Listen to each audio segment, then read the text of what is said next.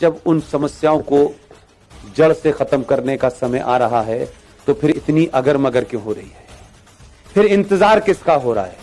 पहली बार इस देश में सरकार राष्ट्र के लिए काम कर रही है, तो समाज की जिम्मेदारी क्या है कि पूरी ताकत से खड़े हो और सरकार को यह भरोसा दिलाएं कि हम जो काम आप कर रहे हैं वो हमारे लिए शायद उसका तत्कालिक कोई फायदा हो ना हो, लेकिन आने वाली नस्लों के लिए होगा।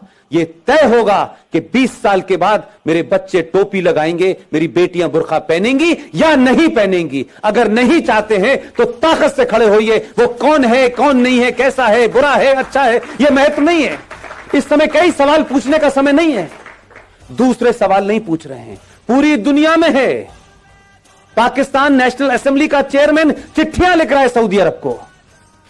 2.5 लाख की रैली निकल रही है उस बांग्लादेश को जिसे आपने चड्डी बनियान पहनना सिखाया है। नंगे घूम रहे थे वो, जिनकी आधी आबादी आपके मुल्क में है, और आपके मुल्क में सत्ता लोभी लोग उनको कह रहे हैं इनको रखो, ये हमारे दबान है, क्योंकि इन्हीं से हमें वोट मिलेगा और इसी हम सत्ता में रहेंगे। यही कारण रहा होगा 1000 साल पहले भारत के गुलाम होने का, जो आज दिखाई देता है मुझे। कैसे कैसे नारे लग रहे हैं इस देश के अंदर। हर राज्य एक अलग अलग बात कर रहा है। कोई यूएनओ चिट्ठी लिख रहा है, आपके लोगों की गिनती ज्यादा है उसमें,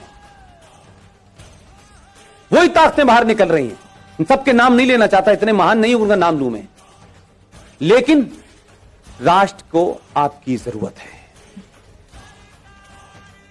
और आप समझ लीजिए, हम सब लोग इतने बेहया हो चुके हैं, इतने बेगैरत हो चुके हैं कि हम जरा सा अगर हमारे आदमी में कहीं कमजोरी हो गई, जरा सी कहीं हल्का सा भी वो कमजोर पड़ा, हम पहले लोग हैं जो ये कहेंगे। हम बहुत कह रहे थे यार इतना नहीं करना चाहिए था, देखो इसने इतना ज्यादा कर दिया था, हम इतने मक्कार लोग हैं।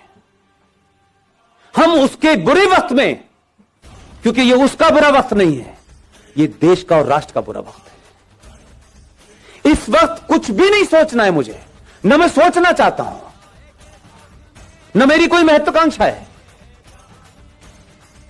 हम अगर 5 लोगों को जगा सकते हैं तो 5 को जगाएं, क्योंकि हमारे यहां कुछ लोग सो नहीं रहे हैं, हमारे यहां जगे हुए लोग भी सोने का बहाना कर रहे हैं। लिहाजा ऐसे सम्मेलन हर दिन होने चाहिए, हर जगह होने चाहिए।